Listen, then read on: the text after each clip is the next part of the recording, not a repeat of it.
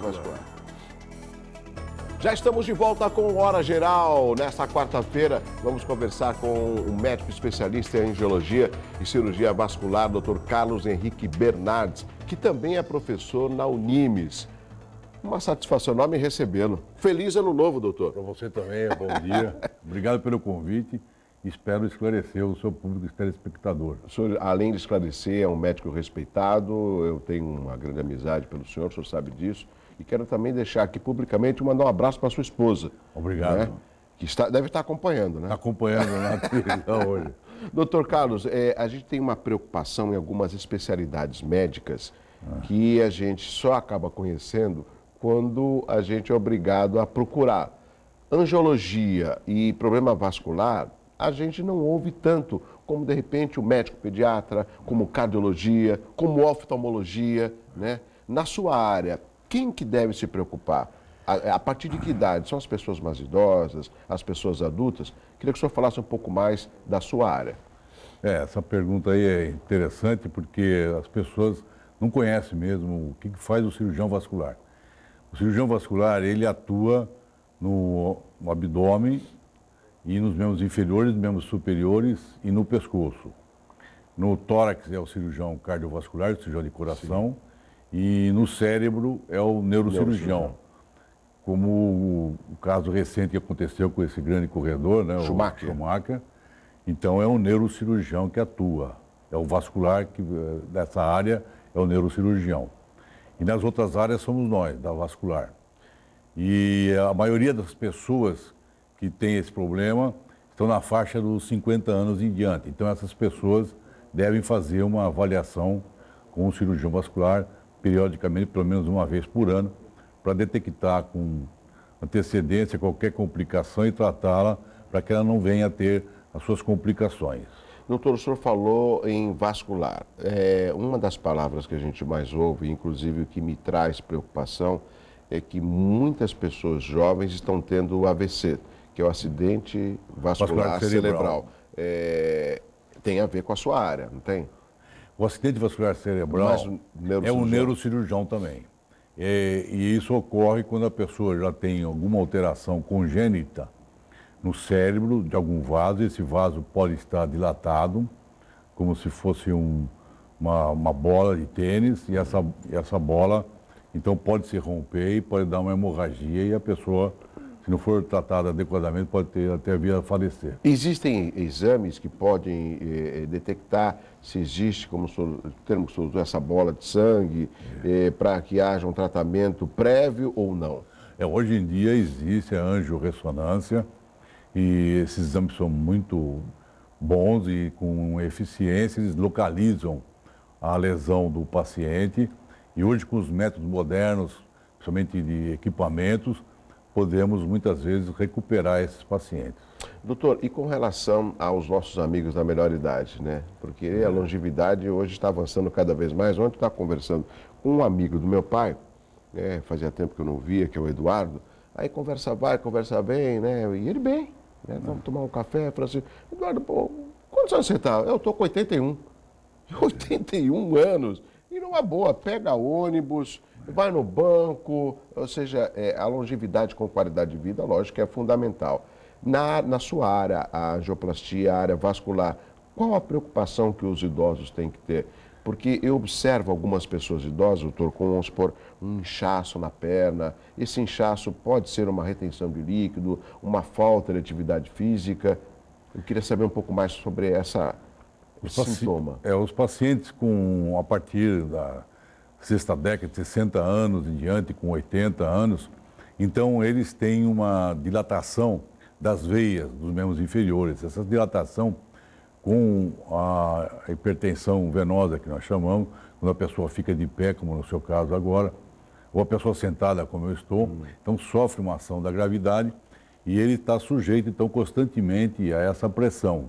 E essa pressão das pessoas susceptíveis pode levar a uma estase líquida na periferia, em decorrência da passagem do líquido do intravascular para o intercelular e com a diminuição da passagem do intercelular para o intravascular. Então, esse bombeamento, quando dá alguma alteração nessas pessoas que são mais susceptíveis, então pode levar à insuficiência de veias e varizes, e essas varizes então têm que ser tratadas para que seja corrigida e com isso a pessoa não tenha esse edema vespertino ou quando fica muito tempo de pé, muito tempo sentado. Esse exame para fazer essa detecção seria o ecodoppler ou não? Hoje em dia é muito comum, tem várias clínicas aqui na nossa região com técnicos muito eficientes, então é o ecodoppler venoso para verificar as veias. Então ele detecta a insuficiência dessas veias e a sua localização. Isso faz com que o médico tenha uma melhor noção do seu tratamento. E isso é mais diagnosticado, mais encontrado na mulher ou no homem? Isso também tem algum fator hereditário que possa estar ligado, doutor Carlos? Existe a herança genética, hereditária. Então as pessoas que têm os pais, avós com varizes, devem se preocupar mais com essa doença e tratá-la mais precocemente. E também existe o fator congênito da pessoa que predispõe mais a esse tipo de doença venosa. E as mulheres estão mais predisponentes por causa dos hormônios femininos. Os hormônios femininos dilatam mais os vasos e podem levar esse pequeno edema, principalmente no nível de tornozelo, que incomoda tanto as mulheres. Doutor Carlos, deixa eu fazer uma pergunta aqui, às vezes até uma curiosidade, pode ser uma dúvida do nosso telespectador. Eu sempre ouvi que é bom tomar aspirina que afina o sangue. E também é bom tomar todo dia um copo de suco de uva natural, sem açúcar, sem misturar com água, que também ajuda no bombeamento do coração. Essas informações que acredito que você já tem ouvido, é mais folclore ou tem algum fundo de realidade, de verdade? A aspirina, ela funciona como um antiadesivo plaquetário, que nós chamamos, e ela pode prevenir inflamação das veias, das pernas, nesses casos que nós estamos conversando, que existe uma estase e uma dilatação da veia. Então a aspirina tem essa função. Então a pessoa pode fazer uso que dá bom resultado. Mas nos casos de pessoas com problema de varicoso, o ideal mesmo são os flebotônicos, que é a castanha da Índia, que todo mundo conhece. Que é natural, né? Natural. Então essas substâncias são flebotônicos, elas aumentam a tensão do vaso, diminuem o extravasamento das veias para os tecidos vizinhos e aumenta a passagem dos tecidos vizinhos para as veias. Então os flebotônicos são bons e têm bom resultado para os pacientes, porque às vezes as pessoas pensam que é só para as firmas que fabricam ganharem mais dinheiro. Não, mas ela tem resultado excelente e nós temos visto na clínica também. E é bom também passar por um médico, não é só chegar e comprar e ministrar do mesmo jeito, né? A pessoa de repente pode tomar em excesso, em altas quantidades, tem que passar por um médico, né? Não, tem que passar pelo especialista e o especialista está preparado para orientar bem esses pacientes e não pode declarar aí nesses médicos agora que a Dilma está querendo trazer para o nosso país, a presidente Dilma, mais médicos, que às vezes eles não estão preparados para fazer esse tipo de tratamento.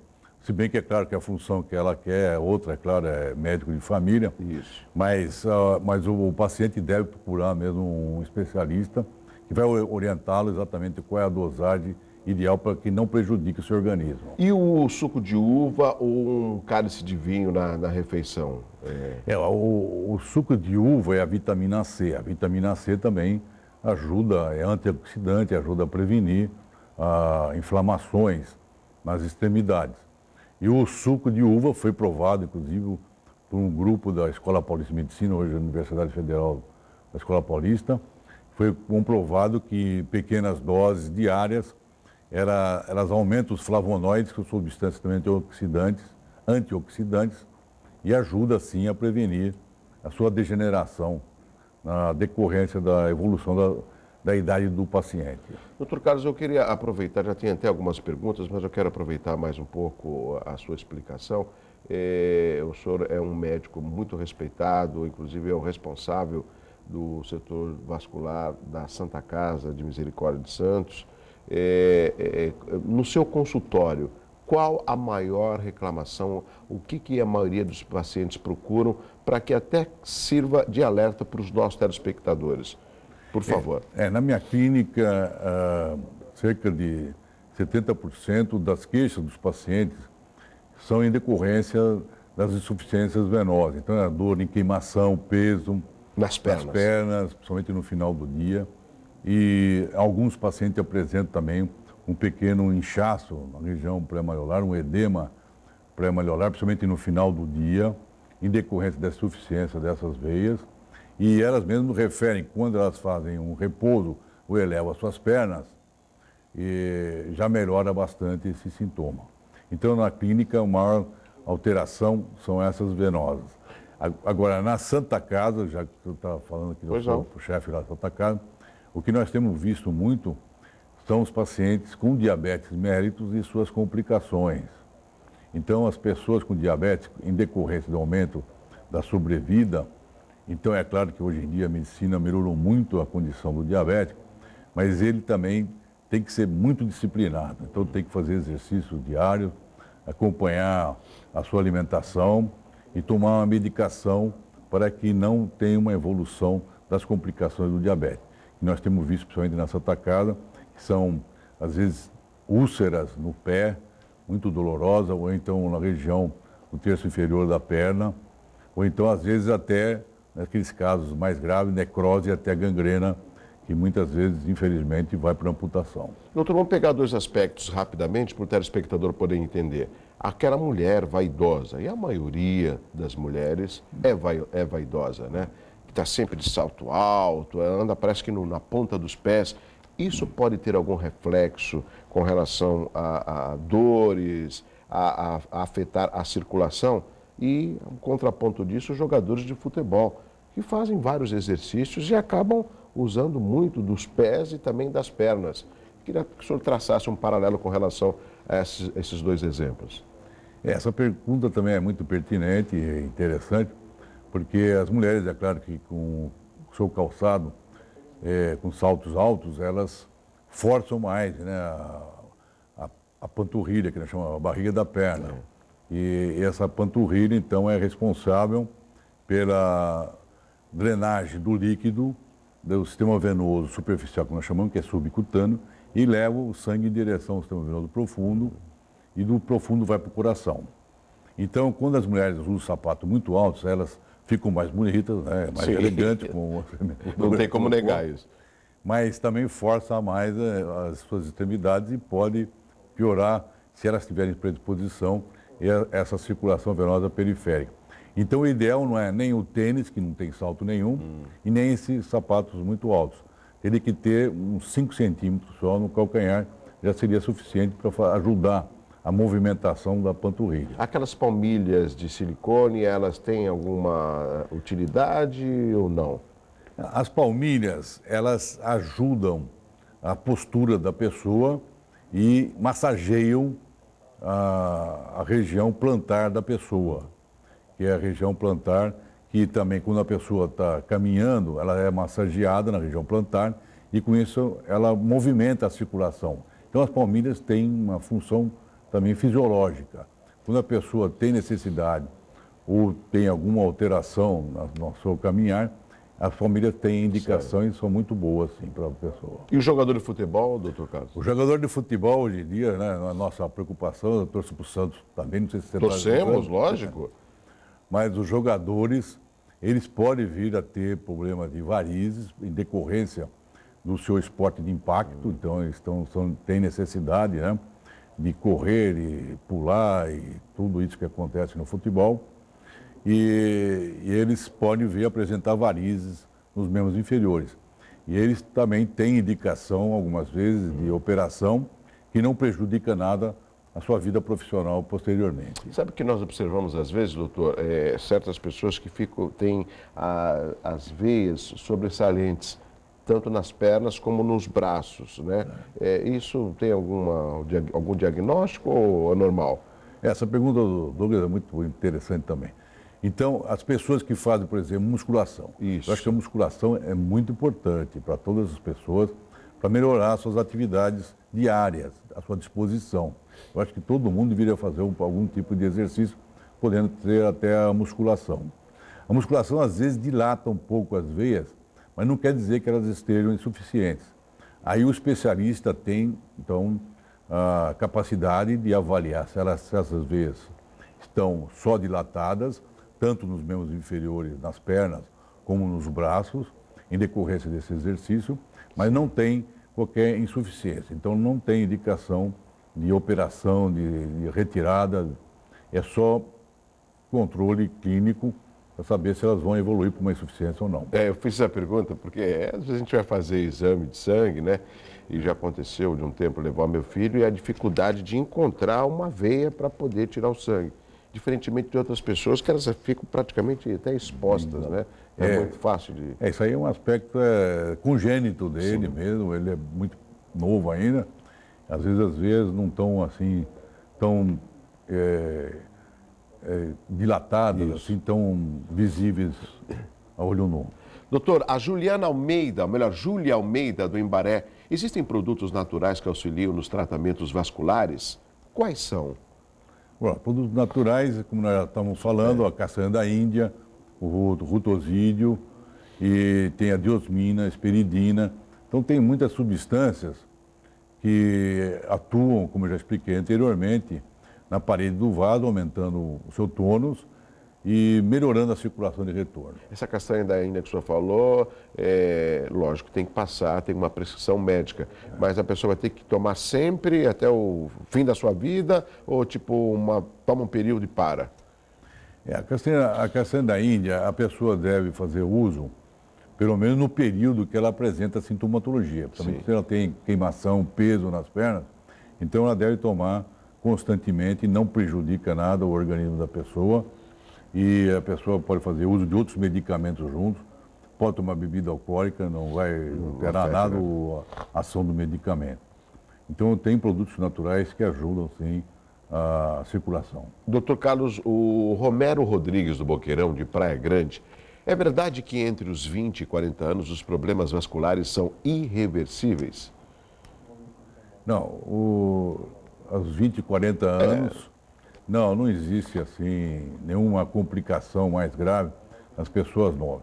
O que pode acontecer às vezes as pessoas têm doenças que ocorrem mais nessa faixa que é mais de pessoas mais novas, como por exemplo a trombogeite obliterante que acontece no paciente, no homem com 20 a 30 anos.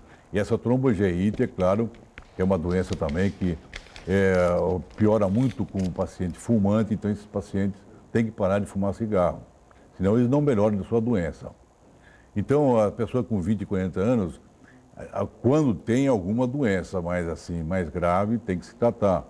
Como, por exemplo, as mulheres podem ter o fenômeno de Raynaud. O fenômeno de Raynaud é aquelas alterações de coloração das extremidades, que pode ficar pálida, pode ficar avermelhada, às vezes fica cianótica. Estão diretamente relacionadas com a sensibilidade da pessoa com baixa temperatura, ou então com alterações emocionais muito fortes. Então a pessoa pode vir a ter essas alterações, mas não são irreversíveis. Certo. Pode ser tratado bem. Doutor, o Paulo Moraes, do Itararé São Vicente, as doenças vasculares apresentam quais sintomas e qual o mais perigoso?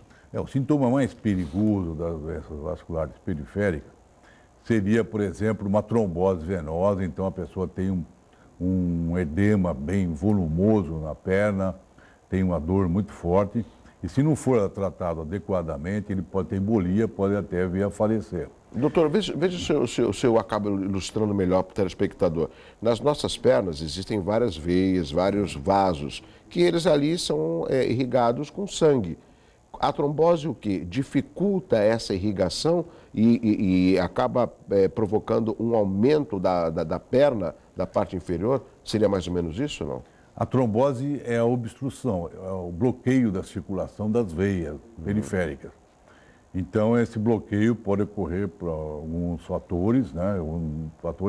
Dentre eles, a alteração dos fatores da coagulação. Então, a pessoa que tem assim, alguma alteração congênita, e há um bloqueio, e então há a dificuldade de retorno, da dor, da dificuldade para caminhar, e incha a perna e o pé.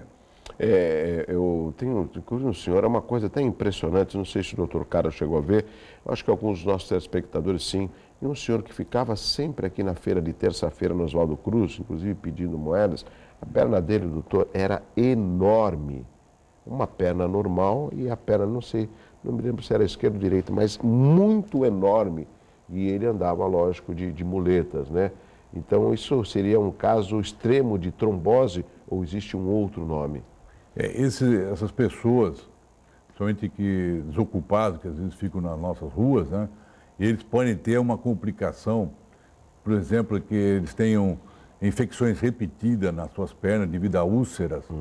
E essas úlceras, então, podem levar a um edema crônico, que nós chamamos de linfedema, que pode ser até chamado de elefantíase, aquela perna do elefante. Isso que eu queria lembrar, elefantíase. Elefantíase. Então, são casos complicados que requeriam um tratamento bem assim específico para melhora das suas úlceras e do seu edema. E correria o risco de ter até que amputar a parte inferior? Corre até o risco de ser feita uma amputação higiênica, que nós chamamos. Quando a pessoa tem úlceras crônicas que vão debilitando o seu organismo e às vezes as pessoas até sentem um mau cheiro da ferida, elas têm dificuldade no convívio até com seus familiares às vezes, e às vezes elas até pedem para nós até amputarmos a sua extremidade, a sua perna. Existe um serviço público que dá esse tipo de tratamento para as pessoas? É fácil de encontrar profissionais da sua área no serviço público de saúde, doutor Carlos? O serviço público, agora nós estamos o doutor Marcos Calvo aí, né? Secretário de Saúde. Aí, bom, estamos juntos. O Douglas está trabalhando aí na nossa Câmara aí de Vereadores, né, na cidade de Santos. Então, mas existe uma preocupação de tratamento dessas pessoas que têm esses problemas crônicos e da sua internação. Então, nós temos aí a possibilidade de internar no Guilherme Álvaro, na Santa Casa, e tem também ambulatórios nas policlínicas. Certo. E algumas policlínicas têm até algum especialista vascular. E temos o AME hoje em dia também, que dá atendimento, né? Ali na Alexandre Martins. Na Aparecida, né? Que tem um tratamento também desses pacientes. Ótimo. Que não têm condição nenhuma de pagamento. Doutor Carlos Henrique, continuar com a gente, um rápido intervalo, voltamos já com Hora Geral. Tem mais perguntas? A sua ainda não foi lida? Na sequência, só ligar 3041-6777. Eu volto já.